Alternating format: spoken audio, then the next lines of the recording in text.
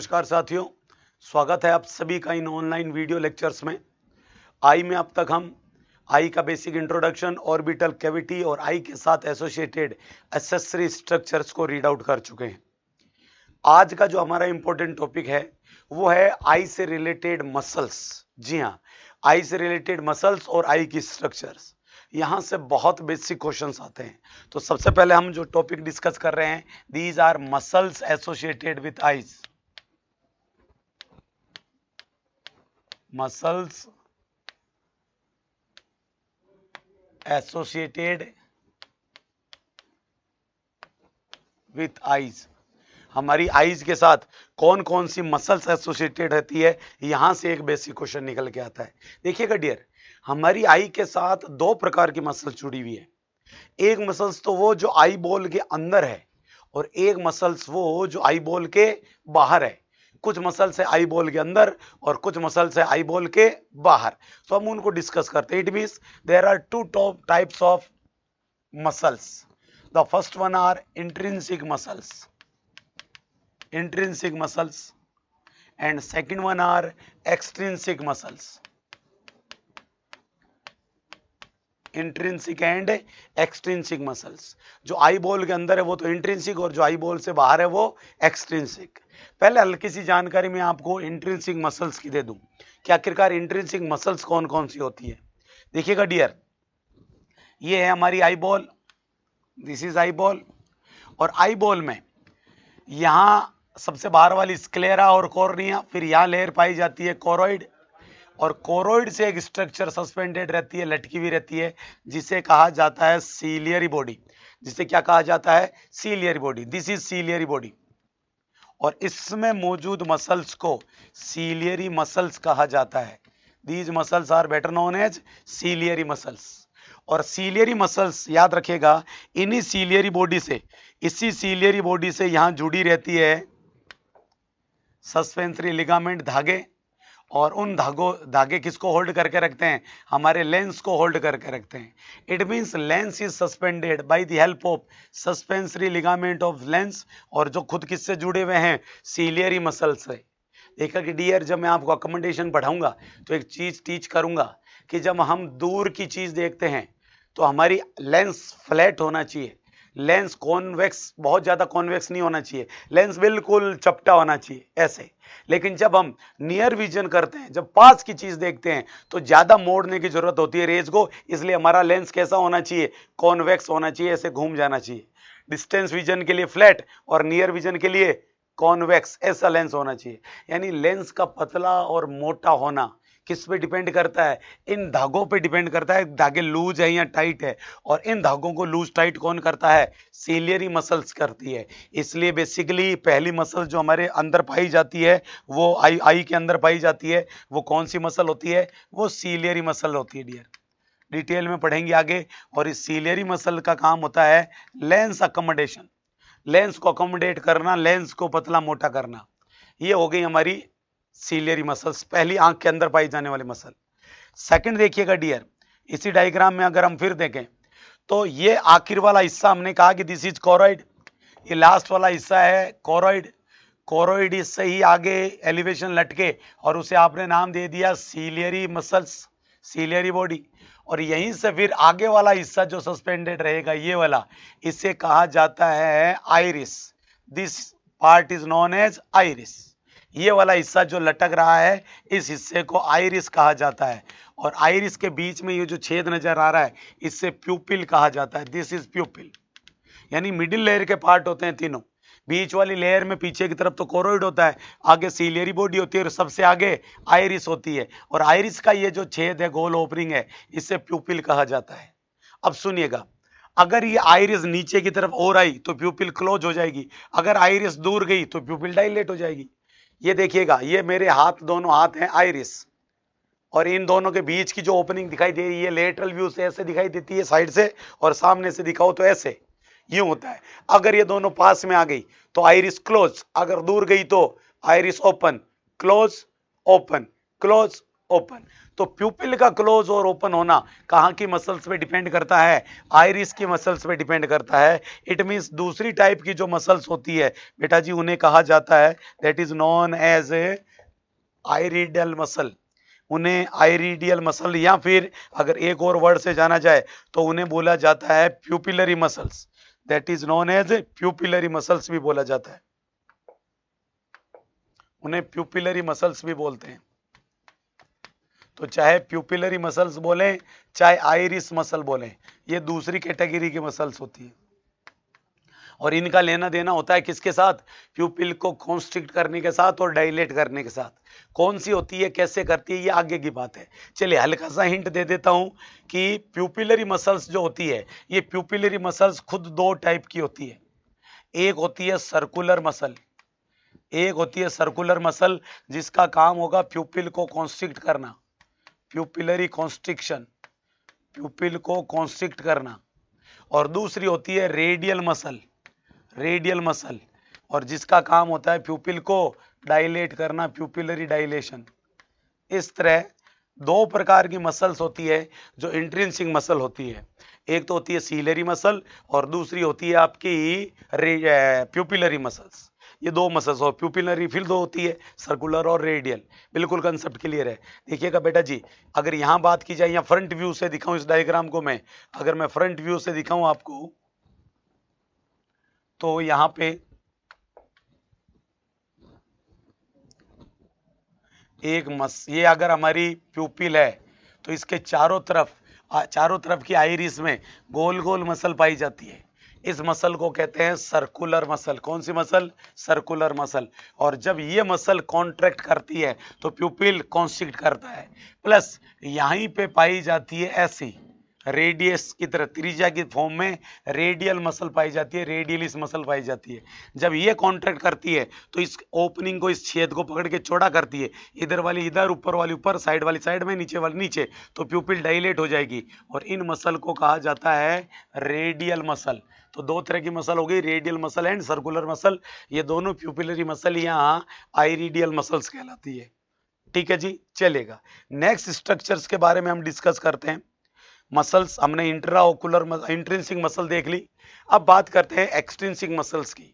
Extrinsic muscles का मतलब वो मसल जो आई बॉल को मूव कराती है, जो आई बॉल को हिलाती है, उन मसल्स को किस नाम से जाना जाता है?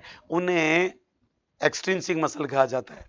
और एक्सट्रिंसिक मसल बेसिकली बेटा जी 6 होती है। There are 6 extrinsic muscle. कौन कौन सी 6 एक्सट्रिंसिक मसल होती है उसके बारे में डिस्कस करते हैं। तो सबसे पहले देखिएगा, 4 तो रेक्टस मसल होती है। There are 4 rectus muscle. कौन कौन सी रेक्टस होती है? एक होती है सुपीरियर रेक्टस, अभी विथ लोकेशन डिस्कस करेंगे। एक होती है inferior rectus, superior rectus, inferior rectus. एक होती है मीडियल रेक्टस और एक होती है lateral rectus. Superior, inferior, medial और लेटरल, ये 4 रेक्टस मसल्स पाई जाती है। और इसके साथ ही 2 ओब्लिक मसल पाई जाती है। इट मींस एक्सटर्नल मसल होगी 6, एक्सटर्नल मसल होगी टोटल 6। 4 तो कैसी हुई? 4 तो रेक्टस मसल हुई, और 2 कैसी होगी? 2 ओब्लिक मसल्स हो गई, तो टोटल 6 होती है। ओब्लिक कौन कौन सी होती है? तो जवाब मिलेगा, ओब्लिक होती है एक तो सुपीरियर ओब्लिक और एक होती है इंफीरियर ओब्लिक। ये यहाँ टोटल मसल्स की बात हो गई। तो टोटल देखा जाए तो 4 + 2 6, और 6 और 2 टाइप की 8 टाइप की मसल्स हमारे यहाँ पे मौजूद है। क्लियर है जी? चलिए हल्की सी जानकारी, काम की जानकारी इन 4 और 2 के बारे में, यानी इन 6 मसल्स के बारे में, कि आखिरकार रेक्टस कहाँ होती है, क्या करती है, और ओब्लिक कहाँ होती है, क्या करती है। इन मसल्स के बारे में हम डिस्कस कर लेते हैं। देखिएगा ये डायग्राम सारी चीजें क्लियर कर देगा।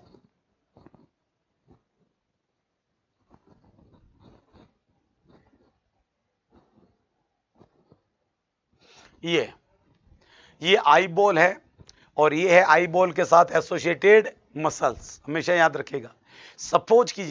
सपोज ये मेरी लेफ्ट आई है। इमेजिन कीजिएगा ये मेरी कौन सी आई है? लेफ्ट आई है। लेफ्ट आई, इट मींस ये वाली साइड, ये देखिए सॉरी राइट आई है, मीडियल के हिसाब से देखा जाए तो दिस इज राइट आई। ये मेरी राइट आई है।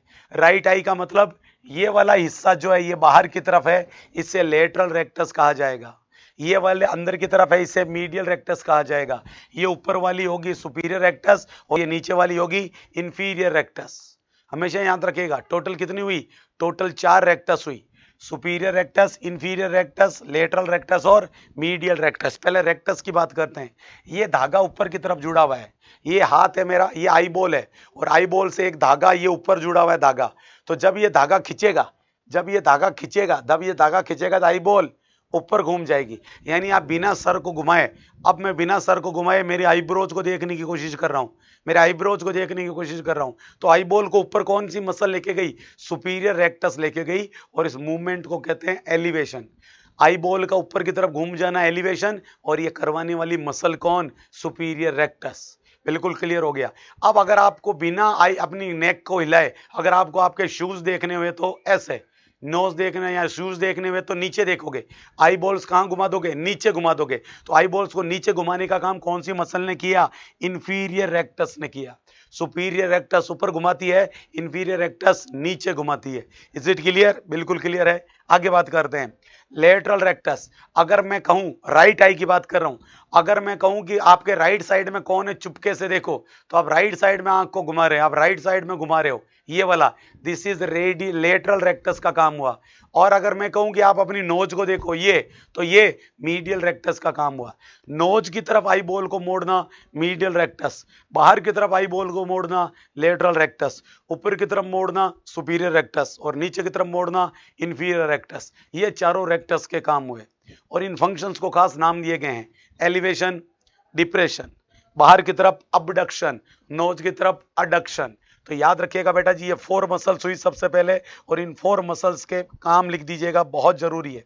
हम बात कर रहे हैं रेक्टल मसल्स की। सबसे पहले हम बात कर रहे हैं रेक्टल मसल्स की, उनके बारे में डिस्कस कर लेते हैं। यहां हम बात करेंगे मसल्स की, देयर आफ्टर मैं बात करूंगा उनके फंक्शन की, कि वो क्या फंक्शन करती है, और उसके बाद हम बात करेंगे उन्हें सप्लाइंग नर्व, नर्व सप्लाइंग, कौन सी नर्व उसे सप्लाई करती है उन मसल्स को। इस तरह हम इस टॉपिक को डिस्कस करेंगे कि टोटल जो 6 मसल है, 4 रेक्टस है और 2 है ओब्लिक है, टोटल 6 मसल्स है। उन 6 मसल्स को कौन सी, उनके क्या मेन फंक्शन होते हैं और उन्हें कौन सी नर्व सप्लाई करती है। Is it clear? चलिए सबसे पहले रेक्टस की बात करते हैं, और रेक्टस में सबसे पहली आती है, आप सभी को पता है, सुपीरियर रेक्टस। सुपीरियर रेक्टस का मतलब आई बॉल नीचे मुड़नी चाहिए, ऊपर ऊपर मुड़नी चाहिए, और आई बॉल का ऊपर मुड़ना क्या कहलाता है, elevation. This is known as elevation, elevation कहलाता है। रेक्टस का काम ऊपर नीचे करना। दूसरी देखिएगा, सेकंड होती है dear inferior rectus, second one is inferior rectus, नीचे की तरफ देखना, और नीचे की तरफ देखना एलिवेशन नहीं बल्कि डिप्रेशन। आई बॉल का ऊपर घूमना एलिवेशन, आई बॉल का नीचे घूमना डिप्रेशन। अगर इससे आगे मूव करें, सुपीरियर रेक्टस इंफीरियर रेक्टस से आगे मूव करें, तो थर्ड आती है आपकी lateral rectus. The third one is lateral rectus. Lateral नाम से पता चल रहा है, जो आई को लेटरली लेके जाएगी, नोज से दूसरी साइड में लेके जाएगी, और इस प्रोसेस को कहते हैं अबडक्शन। ऐसा लग रहा है आई को किडनैप किया जा रहा है, अबडक्ट किया जा रहा है, this is known as abduction. इस प्रोसेस को हम किस नाम से जानेंगे, इसे अबडक्शन के नाम से जाना जाएगा। इसके ऑपोजिट आई बॉल को अंदर की तरफ मोड़ना, नोज की तरफ मोड़ना किसका काम होता है, मीडियल रेक्टस का काम होता है, और ये मेथड कहलाता है, ये फंक्शन कहलाता है अडक्शन। इस आई बॉल के मूवमेंट को अडक्शन कहते हैं। तो अगर आप नोज को देख रहे हैं तो अडक्शन, आईब्रो देख रहे हैं तो एलिवेशन, शूज देख रहे हैं तो डिप्रेशन, और बाहर की तरफ देख रहे हैं तो अबडक्शन। क्लियर है जी? ये चारों रेक्टस के काम हुए। अब पते की चीज सुनिएगा, क्या क्वेश्चन पूछने जा रहा हूं मैं, इनको कौन सी नर्व सप्लाई करती है। तो देखिएगा बेटा, रेक्टस मसल्स को 2 नर्व सप्लाई करती है। एक नर्व होती है lateral rectus, the first nerve is lateral rectus. Lateral rectus को करती है cranial nerve number 6, lateral rectus को करती है क्रेनियल नर्व नंबर 6, बोले तो एब्डुसेंस, एब्डुसेंस नर्व सप्लाई करती है। और सभी जानते हैं कि एब्डुसेंस कितने नंबर की क्रेनियल नर्व है? एब्डुसेंस है cranial nerve number 6। This is CN6, cranial nerve number 6। वो सप्लाई करती है हमारी लेटरल रेक्टस को। छठी क्रेनियल नर्व जिसे बोला जाता है एब्डुसेंस, वो लेटरल रेक्टस को सप्लाई करती है।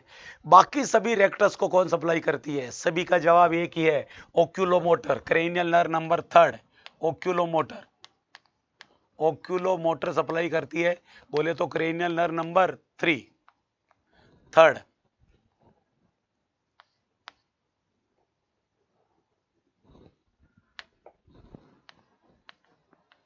इसको भी यही करती है, और लास्ट वाले को भी ओक्यूलोमोटर।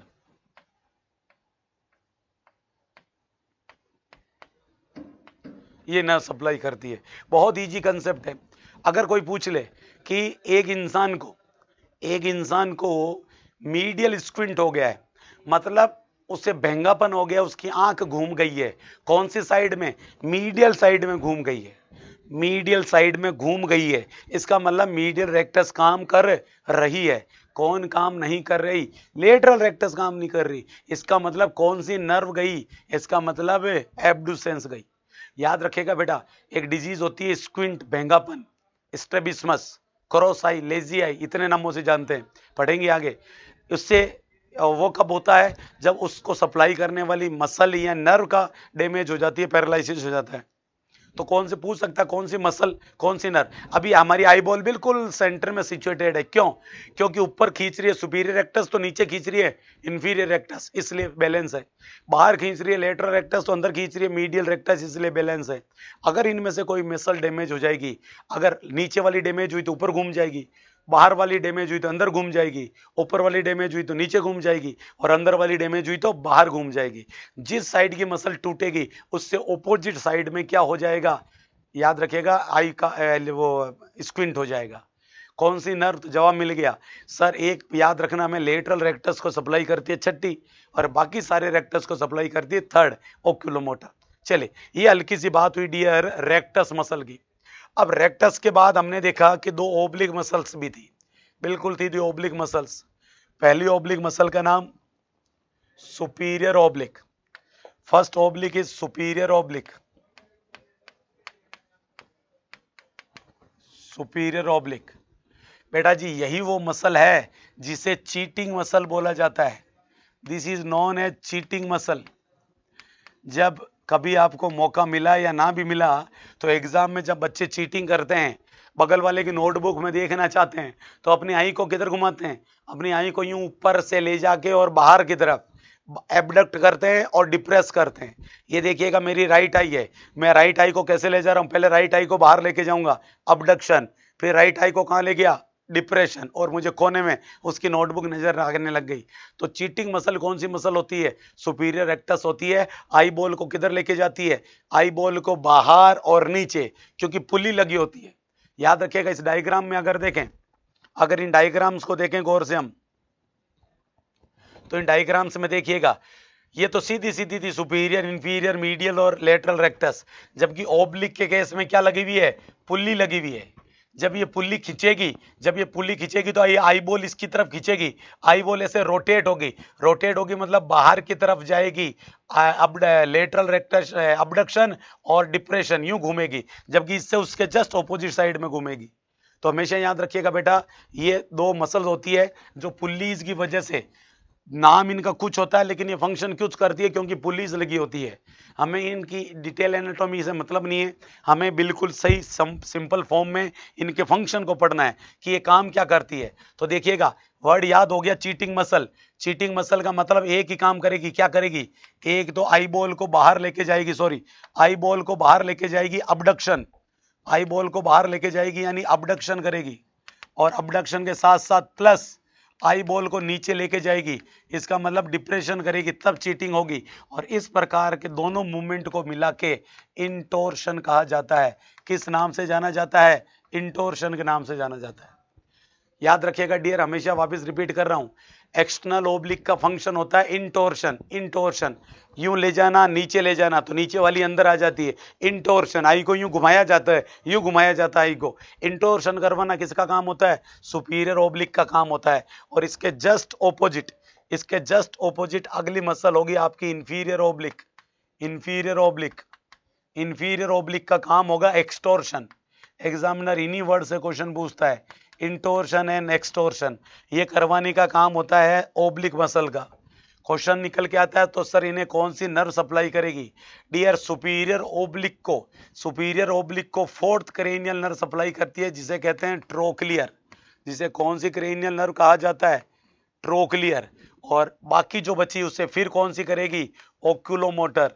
इट मीन सर एक कंसेप्ट तो क्लियर हो गया क्या, कि टोटल 6 मसल थी जो आई बॉल से जुड़ी हुई है बाहर की तरफ वाली, 4 रेक्टस और 2 ओब्लिक। उनमें से एक रेक्टस को करती है छठी, एक ओब्लिक को करती है फोर्थ, और बाकी सभी को करती है ओक्यूलोमोटर। इसीलिए एक फॉर्मूला सेट हो गया। अगर आपसे नर्व सप्लाइंग पूछे तो एक फॉर्मूला सेट हो गया, एंड फॉर्मूला इज SO4।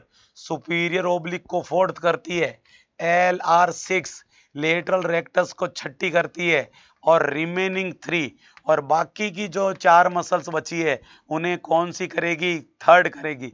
ये फॉर्मूला हमेशा याद रखेगा कि हमारी एक्स्ट्रा ओकुलर मसल्स को कौन सी नर्व सप्लाई करती है, उसे याद करने का मेथड होगा SO4। सुपीरियर ओब्लिक को चौथी, लेटरल रेक्टस को छठी, और बाकी सभी को थर्ड क्रेनियल नर्व सप्लाई करती है, ओकुलोमोटर सप्लाई करती है।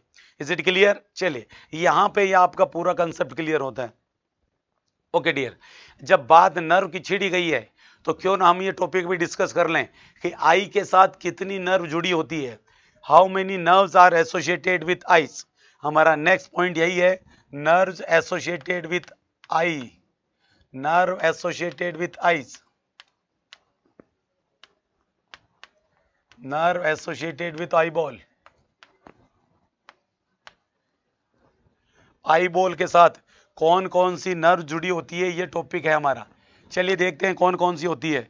सर देखिएगा, अगर बात की जाए आई बॉल की, तो आई बॉल के साथ 2 तरह की नर्व्स होगी। या तो नर्व्स होगी सेंसरी, जो आई बॉल से मैसेज लेके जाएगी, और या नर्व्स होगी मोटर, जो आई बॉल को ऑर्डर देगी। 2 तरह की नर्व जुड़ी होगी, याद रखिएगा। एक चीज और कंसेप्ट क्लियर कीजिएगा, 2 तरह की नर्व होती है, एक तो क्रेनियल नर्व और एक स्पाइनल नर्व। ब्रेन से 12 पेयर्स ऑफ नर्व्स जो एसोसिएटेड होती है उसे तो क्रेनियल नर्व कहते हैं, और जो स्पाइनल कॉर्ड के साथ जुड़ी है उन्हें स्पाइनल नर्व्स कहते हैं। 31 जोड़ी, 31 पेयर्स। क्रेनियल नर्व्स का काम होता है इस गर्दन से ऊपर वाले हिस्से को सप्लाई करना, और स्पाइनल नर्व का काम है गर्दन से नीचे वाले हिस्से को सप्लाई करना। नेक से नीचे वाले हिस्से को मेनली स्पाइनल नर्व्स और कुछ हिस्से को क्रेनियल करती है, जबकि गर्दन से ऊपर वाला हिस्सा मेनली क्रेनियल नर्व्स को सुपुर्द कर दिया गया, क्रेनियल नर्व सप्लाई करती है। अब देखिएगा कौन सी सेंसरी और कौन सी मोटर। सबसे पहले कौन सी सेंसरी अपने दिमाग में जोर डाल के बताएं। आंखों से देखने का मैसेज, आंखों से देखने का मैसेज कौन सी लेके जाएगी? चलो एक ट्रिक दे दूं आपको, कंसेप्ट क्लियर कर दूं बहुत अच्छे से, ताकि एग्जाम में आप कभी ना भूलो। टोटल कितनी पेयर्स ऑफ क्रेनियल नर्व बताई? 12 पेयर्स ऑफ क्रेनियल नर्व बताई। अब देखिएगा, second, third, fourth, fifth, sixth, seventh, repeat कर रहा हूं, दूसरी, तीसरी, चौथी, पांचवी, छठी, दूसरी, तीसरी, चौथी, पांचवी, छठी और सातवीं। टोटल कितनी होगी? टोटल 6 टाइप की क्रेनियल नर्व्स जुड़ी होती है, किसके साथ में? आई बॉल के साथ। एग्जाम का क्वेश्चन है, total 6 types of cranial nerves are associated with eyeballs. तो हमने लिखा है nerves associated with eyeball, तो यहां पे हम मेंशन कर सकते हैं टोटल 6। याद रखिएगा, टोटल 6 टाइप की क्रेनियल नर्व्स हमारी आंखों के साथ में एसोसिएटेड रहती है। उसमें से कुछ सेंसरी होती है और कुछ मोटर। चलिए ये भी इजी कर दूं, सेंसरी होती है बेटा जी 2 क्रेनियल नर्व सेंसरी होती है, ठीक है, और 4 यहाँ के लिए मोटर होती है। आई को 4 ऑर्डर देने के लिए काम करती है नर्व, और 2 नर्व मैसेज ले जाने का। बात करते हैं कि कौन सी मैसेज लेके जाती है। टोटल जो 6 उसमें से मैसेज कौन सी लेके जाएगी? सर पहली नर्व तो दुनिया में सभी को पता है, optic nerve, cranial nerve number 2 optic nerve होती है दूसरी, और इसका काम क्या होता है? आंखों से कौन सा मैसेज लेके जाना? विजन का मैसेज लेके जाना। आंखों से देखने का मैसेज कौन सी नर्व लेके जाती है? ऑप्टिक नर्व लेके जाती है, क्रेनियल नर्व नंबर 2, हमेशा याद रखेगा। चलिए इसके बाद बात करते हैं, अगर मान लीजिए आप आंख बंद करके बैठे हैं, अचानक कचरा गिर गया, आंखों में दर्द होने लगा, किसी ने आपकी आंख पे मार दी या कोई चीज आंख में चुभ गई गलती से तो दर्द होने लग गया, खुजली आने लग गई, pain, pressure, vibration, touch, temperature, pain, pressure, vibration, देखने के अलावा बाकी जितने भी मैसेज हैं आंख से लेके जाने का काम वो कौन सी नर्व करती है? वो करती है ट्राइजेमिनल नर्व। कौन सी नर्व? Trigeminal nerve. एक कंसेप्ट और क्लियर कीजिएगा डियर, कि ये रहा एक फेस, ये रहा एक फेस और ये रही हमारी trigeminal nerve. This is trigeminal nerve. सबसे लार्जेस्ट, सबसे मोटी होती है cranial nerve number 5। Largest means thickest, यहां सबसे मोटी होती है। और ये आगे आने के बाद 3 ब्रांचेस में टूट जाती है। एक निचले जबड़े को जाती है, वो तो मैंडिबुलर नर्व कहलाती है। एक ऊपर वाले जबड़े को सप्लाई करती है, उसे मैक्सिलरी नर्व कहते हैं। और एक आंख को और आंख से ऊपर स्कैल्प को सप्लाई करते हैं, उसे ऑप्थेल्मिक ब्रांच कहते हैं, ऑप्थेल्मिक नर्व। तो हमेशा याद रखिएगा डियर, नर्व का नाम क्या हुआ? Trigeminal nerve. This is trigeminal nerve. तो आंख से बाकी के मैसेज, देखने के अलावा आंख से जितने भी मैसेज है वो कौन सी नर्व लेके जाएगी? वो ophthalmic branch of trigeminal nerve लेके जाएगी। तो ये भी मेंशन कर देते हैं हम। तो दूसरी सेंसरी जो आंख से मैसेज लेके जाने का काम करती है वो होती है trigeminal, that is ophthalmic, ophthalmic nerve,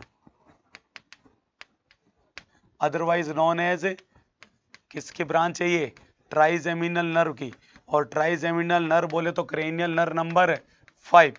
इसकी ये कौन से मैसेज लेके जाती है?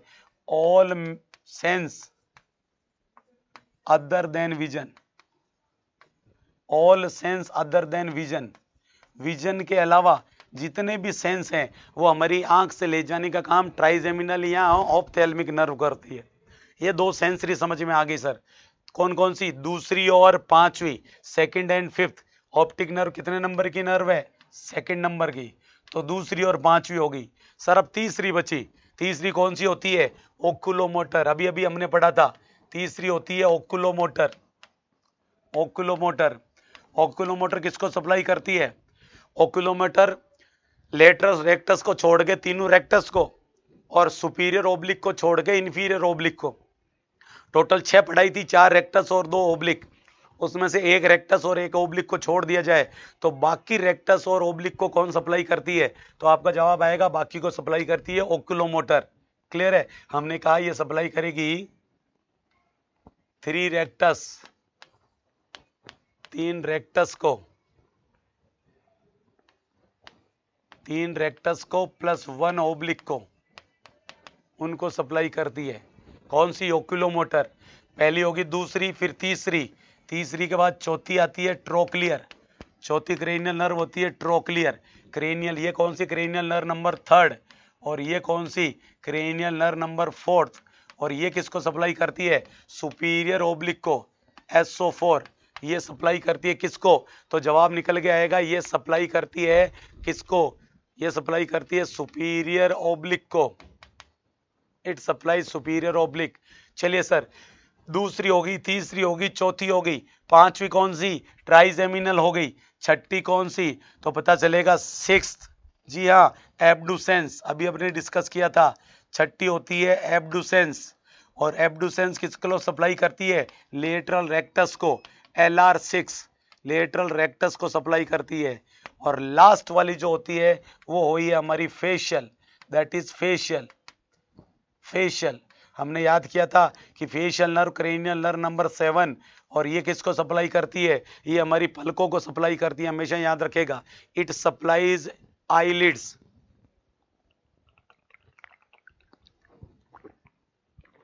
आईलिड्स को क्लोज करवाने का काम, पलकों को बंद करवाने का काम कौन सी नर्व करती है? Facial nerve. तो बेटा जी ये कंसेप्ट हमेशा याद रखिएगा। अगर एग्जामिनर पूछे कि कितनी क्रेनियल नर्व्स आंखों के साथ जुड़ी हुई है, तो आप तो सीधा सट कह देना 6 जुड़ी हुई है, दूसरी से लेके 7वीं, दूसरी और 5वीं तो होगी सेंसरी, और तीसरी, चौथी, छठी और 7वीं कौन सी होगी? मोटर्स होगी। इस तरह आप आईज की नर्व्स के बारे में भी डिस्कस कर चुके हैं।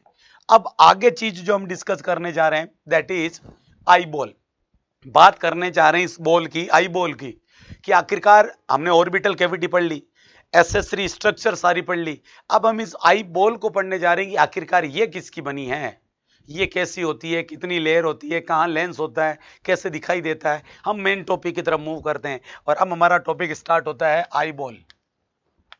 आई बॉल, अगर मैं बात करूं आई बॉल की, तो सबसे पहले सिंपल इसके बेसिक पॉइंट, कैसी शेप की होती है? कभी भी बिल्कुल गोल नहीं होती, हमेशा याद रखिएगा स्फेरिकल होगी। जी हाँ, it will be of spherical shape, sphere shaped होती है, स्फेरिकल शेप्ड होती है। सेकंड, अगर आपसे पूछ लिया जाए इसका डायमीटर कितना होगा, तो कंपेयर करके स्टडी कीजिएगा। हम पहले ऑर्बिटल कैविटी पढ़ चुके हैं, उसका डायमीटर कितना था? सर वहां का डायमीटर 4 सेंटीमीटर था, उसमें से 1.5 कम कर दो, यानी यहां कितना बचेगा? 2.5 सेंटीमीटर, जिसे इंच में बोला जाता है 1 इंच। जी हाँ, हमारी आई बॉल का डायमीटर कितना होता है? 2.5 इंच सेंटीमीटर, बोले तो 1 इंच होता है। अगर कोई पूछ ले कि कितना वॉल्यूम होता है आई बॉल, कितना कंटेंट, कितना वॉल्यूम कैरी करती है, ऑर्बिटल कैविटी का 30 ml था, उसका 1/5, जी हाँ, बोले तो 5 ml, 5 to 6 ml, 5 से 6 ml के लगभग ही वॉल्यूम होता है किसका? तो आपका जवाब आएगा आई बॉल का। Is it clear? ये बेसिक जानकारी होगी। आई बॉल स्फेरिकल होती है, आई बॉल का डायमीटर 1 इंच होता है और आई बॉल का वॉल्यूम 6 ml होता है। मेन क्वेश्चन तो यहां से निकल के आता है आई बॉल की स्ट्रक्चर से, कि आई बॉल की जो वॉल है उसकी क्या स्ट्रक्चर है? Structure of eye ball wall, structure of eye ball wall. Eye ball की वॉल की स्ट्रक्चर्स की बात करते हैं। देखिएगा डियर, इस डायग्राम से सारा सब कुछ क्लियर हो जाएगा कि आई बॉल की आखिरकार कितनी लेयर्स होती है आई बॉल की वॉल में।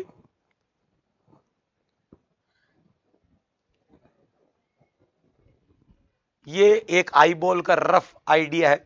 आई बॉल, सबसे पहले देखिएगा, आपको जो बाहर पिंक कलर वाली लेयर नजर आ रही है, सबसे बाहर एक पिंक कलर की लेयर नजर आ रही है, बाहर बाहर बाहर आगे भी गई और ये करके आ गई, ये सबसे बाहर वाली लेयर होती है outer layer. This is outer layer, clear है? इसके जस्ट अंदर देखिएगा, इसके जस्ट अंदर जो लाइट ब्राउन कलर की नजर आ रही है, लाइट ब्राउन कलर की एक लाइन नजर आ रही है, यहां आके खत्म हो गई, इससे कहा जाता है middle layer. This is middle layer. और सबसे अंदर वाली जो ये मैरून कलर की, डार्क रेड कलर की है, जो केवल पीछे पीछे पाई जाती है, इसे कहा जाता है इनर लेयर। कौन सी लेयर? Inner layer. तो आई बॉल में कितनी लेयर्स हुई? 3 लेयर्स हो गई। इन तीनों लेयर्स का नाम हो गया एक्सटर्नल लेयर, मिडिल लेयर और इंटरनल लेयर। देखिएगा डियर, सबसे इंपॉर्टेंट क्वेश्चन यहां से, एग्जामिनर आपसे एक्सटर्नल लेयर में कौन कौन होता है, मिडिल लेयर में कौन कौन होता है और इनर लेयर में कौन कौन होता है, ऐसे करके क्वेश्चन पूछता है। पहले तो वो ऐसे नाम देता है कि बच्चे कंफ्यूज हो जाते हैं। पहले तो नाम इजी करते हैं हम। सबसे बाहर वाली लेयर आपने कहा कि sir outer most layer will be external layer, बिल्कुल सही कहा। बीच वाली layer will be middle layer, बिल्कुल सही है। और सबसे अंदर वाली लेयर होगी इनर लेयर। ओके डियर, अब इनका कुछ अच्छे से नामकरण किया गया है। कैसे किया गया है तो गौर से देखिएगा। सबसे बाहर वाली लेयर को ट्यूनिका फाइब्रोसा, क्योंकि ये फाइबर से बनी है इसलिए इस लेयर को क्या कहा जाएगा? ट्यूनिका फाइब्रोसा कहा जाएगा।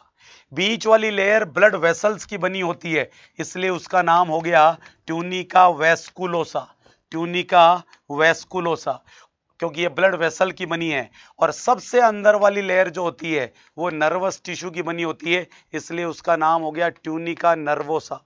बहुत इजी हो गया सर। आई बॉल में 3 लेयर्स होती है, tunica fibrosa, tunica vasculosa and tunica nervosa. अब पते की चीज सुनिएगा और डेप्थ में घुसते हैं। बाहर वाली जो लेयर होती है, सबसे बाहर वाली लेयर, सबसे आउटर मोस्ट लेयर, इस डायग्राम में देखिएगा, सबसे आउटर मोस्ट लेयर ये।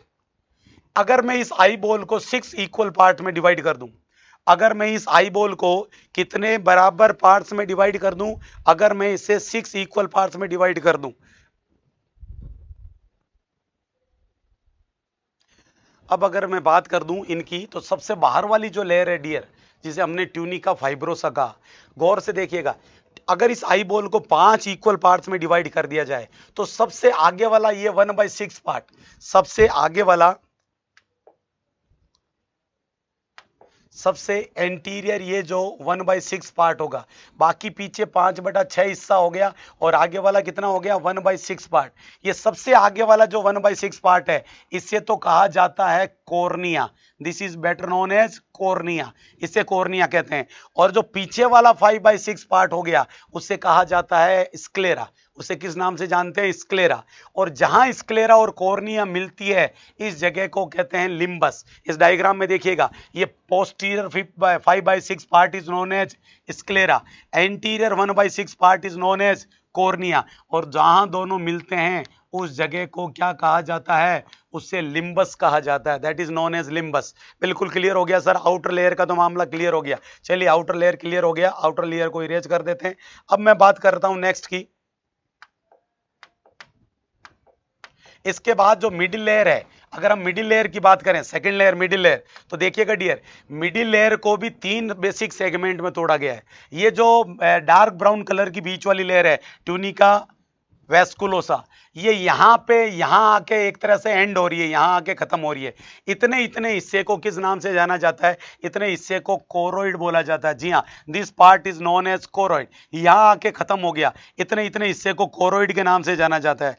आगे बात करें तो ये कोरोइड यहाँ आने के बाद थोड़ा सा, इस डायग्राम में बताया नहीं गया है, बाकी यहाँ पे स्वेलअप हो जाता है, थोड़ा मोटा हो जाता है, एक नोड जैसी स्ट्रक्चर बना देता है। और इस नोड जैसी, इस गांठ जैसी स्ट्रक्चर को क्या कहते हैं? सीलियरी बॉडी कहते हैं। हमेशा याद रखिएगा डियर, इमेजिन कीजिएगा कि ऊपर एक पर्दा चल रहा है, यानी हम एक गोल रूम में हैं, एक गोल चैम्बर में हैं, चारों तरफ पॉलीथीन लगाई गई है, पॉलीथीन लगाई गई है। अचानक पॉलीथीन यहाँ आके लटक जाती है, साइड की पॉलीथीन लटक जाती है, इधर की लटक जाती है, नीचे की लटक जाती है, चारों तरफ की पॉलीथीन आगे आके लटक जाती है। तो ये लटकी हुई जगह क्या कहलाती है? सीलियरी बॉडी कहलाती है। और जहां लटकी नहीं है वो जगह क्या कहलाती है? वो कोरोइड कहलाती है। याद रखिएगा, मेरे पीछे बोर्ड कौन है? कोरोइड है। ऊपर छत कौन है? कोरोइड है। नीचे फर्श कोरोइड है, साइड की दीवारें कोरोइड है। लेकिन अगर मेरी छत लटक जाए, अगर फर्श ऊपर उठ जाए और साइड की दीवारें अंदर आ जाए, तो याद रखिएगा अब जो मेरे बीच में आगे पर्दा बन गया है, जिसके बीच में छेद है, इस पर्दे को क्या कहा जाता है? इस पर्दे को सीलियरी बॉडी बोला जाता है। इस पर्दे से लटके, इस दीवार से जो पर्दा लटक गया, उससे चारों तरफ धागे निकले रहते हैं, और वो धागे किसको पकड़ के खड़े रहते हैं? वो लेंस को पकड़ के खड़े रहते हैं। बिल्कुल बीच में होता है लेंस, और लेंस को लटकाने के लिए चारों तरफ किसका निर्माण होता है? सीलियरी बॉडी का। ये 2D डायग्राम है, ये रही हमारी सीलियरी बॉडी, और सीलियरी बॉडी फिर आगे जाके और लटक जाती है, और उस जगह को कहते हैं आइरिस। इसका मतलब मिडिल लेयर के कितने पार्ट हो गए? 3 पार्ट हो गए। पीछे हो गया कोरोइड, फिर लटक गई तो हो गया सीलियरी बॉडी, और आगे पूरी लटक गई तो उसका नाम हो गया आइरिस, जिसके बीच वाले छेद को हम किस नाम से जानते हैं? प्यूपिल के नाम से जानते हैं। Is it clear? चले, इट मीन सर, अगर कोई लाइट रेज आएगी तो सबसे पहले किससे टकराएगी? कॉर्निया से। कॉर्निया को पार करके किसको में से घुसेगी? प्यूपिल में से। और प्यूपिल को पार करके किससे टकराएगी? लेंस से टकराएगी। Is it clear? चलिए बात करते हैं थर्ड लेयर की। सबसे अंदर वाली जो लेयर होती है, वो केवल एक ही कंपोनेंट बनाती है, उसे कहते हैं रेटाइना। जी हाँ, यही वो लेयर है जिसमें रोड और कोन सेल्स पाई जाती है। हमारी जो लाइट होती है वो कॉर्निया से आती है, प्यूपिल को पार करते लेंस से टकराती है, जाके टकराती है कहाँ पे?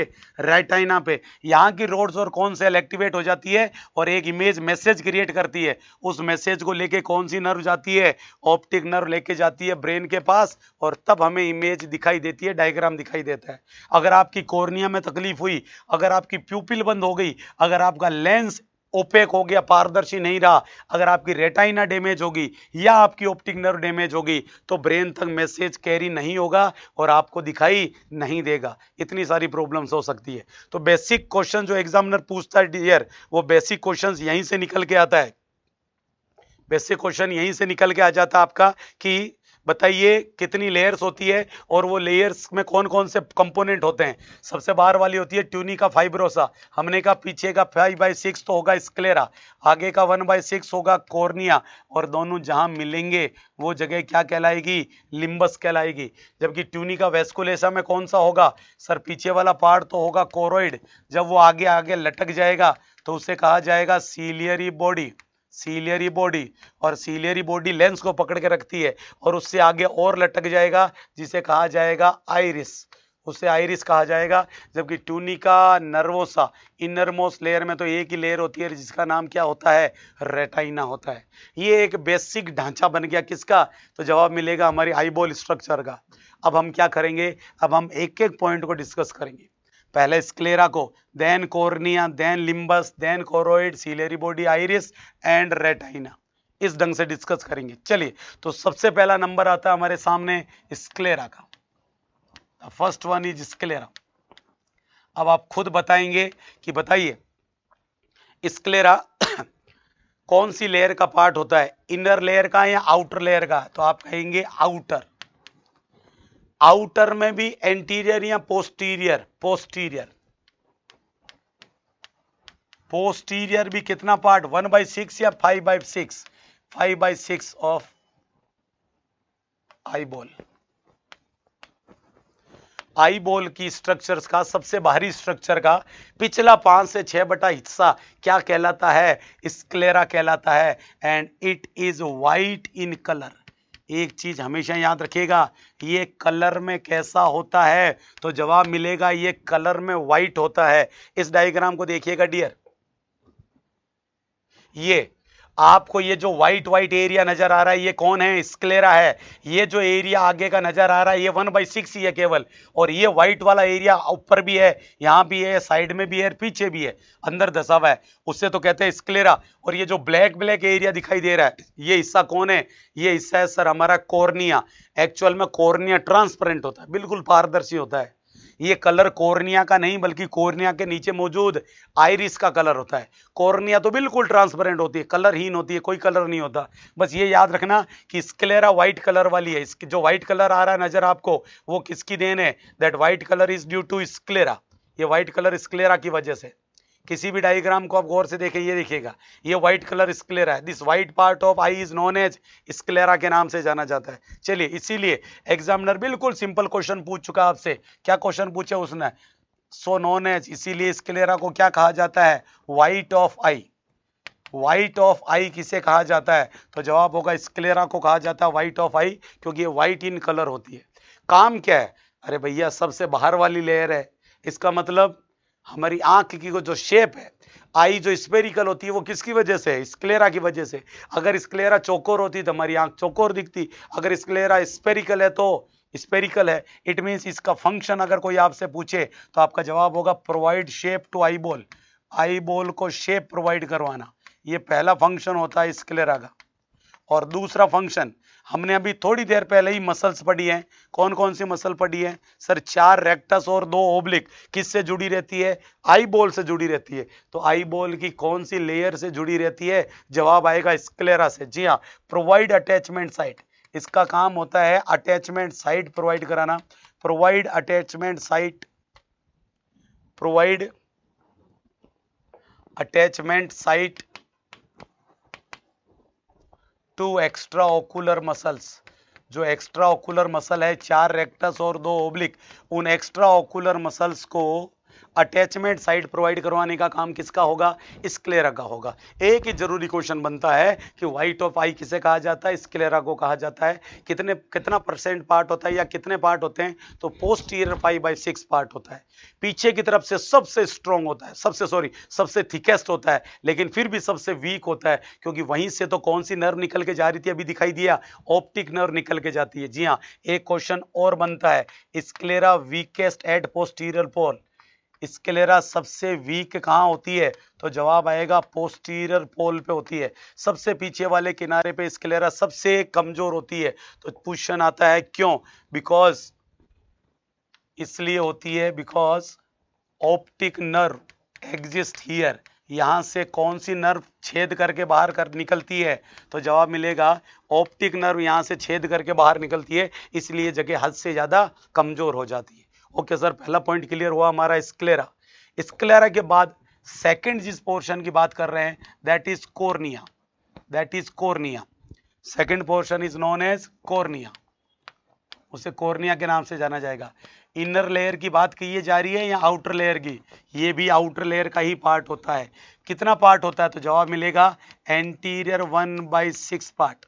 आगे के जो पार्ट है 6 पार्ट में डिवाइड किया था, उसमें पीछे वाले 5 तो स्क्लेरा हो गए, और एंटीरियर 1/6 पार्ट कौन होता है?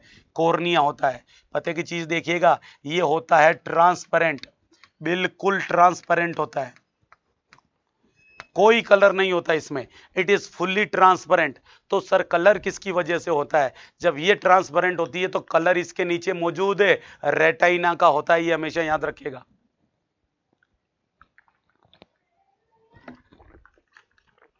कलर इसके नीचे मौजूद रेटाइना का होगा, सॉरी आइरिस का होगा। तो लिखिएगा it appears coloured, it appears coloured due to iris, appears colored due to iris beneath it। इसके जस्ट नीचे आइरिस होती है, उस आइरिस का कलर दिखता है आपको, किसी की आंखें नीली, किसी की ब्राउन, किसी की ग्रीन, किसी की ब्लैक। इन सब का कारण क्या है? इन सब का कारण आइरिस होता है। कॉर्निया तो सबसे आगे वाली लेयर है कॉर्निया, और बिल्कुल ट्रांसपेरेंट होती है, बिल्कुल साफ सुथरी होती है, हमेशा याद रखिएगा। देखिएगा कॉर्निया बहुत इंपॉर्टेंट पार्ट होता है, हद से ज्यादा इंपॉर्टेंट पार्ट होता है। सबसे पहली चीज देखिएगा, अगर हम बात करें कॉर्निया की, तो कॉर्निया कर्व्ड होती है, कर्व्ड होती है, हमेशा याद रखिएगा, कर्वेचर होता है, कभी भी बिल्कुल फ्लैट नहीं होती। अगर मैं आई बनाऊंगा, कॉर्निया बनाऊंगा, तो कॉर्निया को कर्व्ड बनाऊंगा ऐसे, कॉर्निया कभी भी बिल्कुल सीधी नहीं होती, कर्व्ड होती है, इट इज कर्व्ड, कर्वेचर होता है इसमें। और ये कर्वेचर कौन सा होता है, तो जवाब आएगा कॉन्वेक्स कर्वेचर, कॉन्वेक्स कर्वेचर होता है। ऐसे कर्वेचर को कहते हैं कॉन्वेक्स, और ऐसा कर्वेचर कहलाता है कॉनकेव।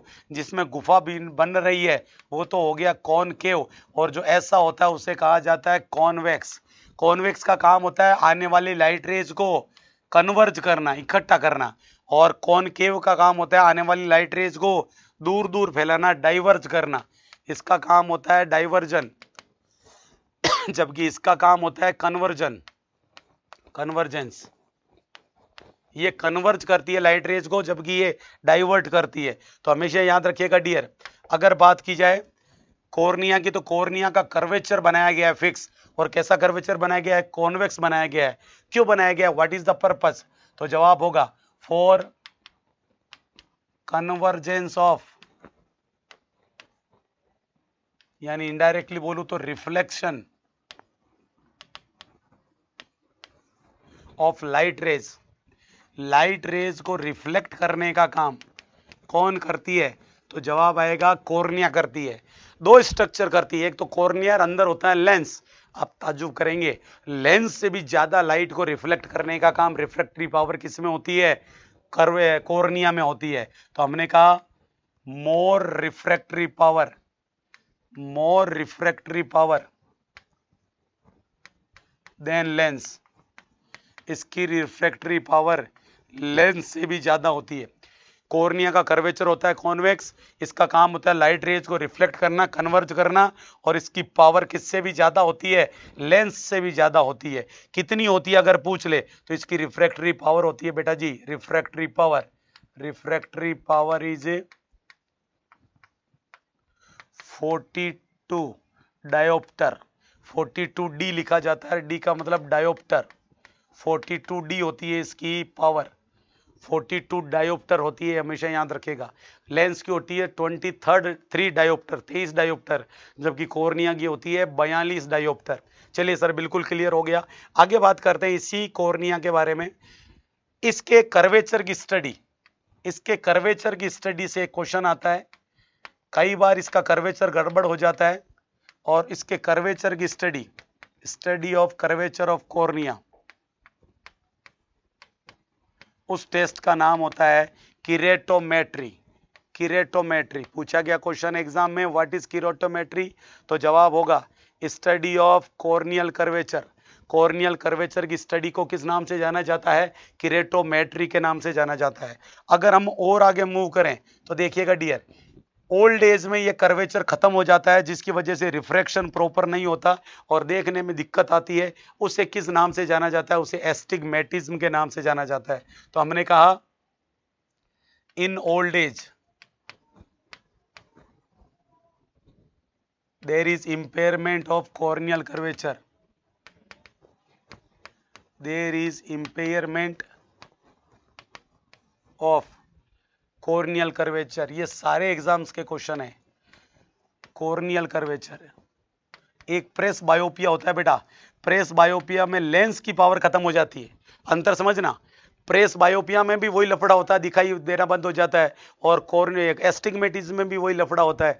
लेकिन दोनों में अंतर क्या है कि एस्टिग्मेटिज्म होता है कॉर्नियल कर्वेचर में गड़बड़ी की वजह से, और प्रेस बायोपिया होता है लेंस की फ्लेक्सिबिलिटी खत्म होने की वजह से।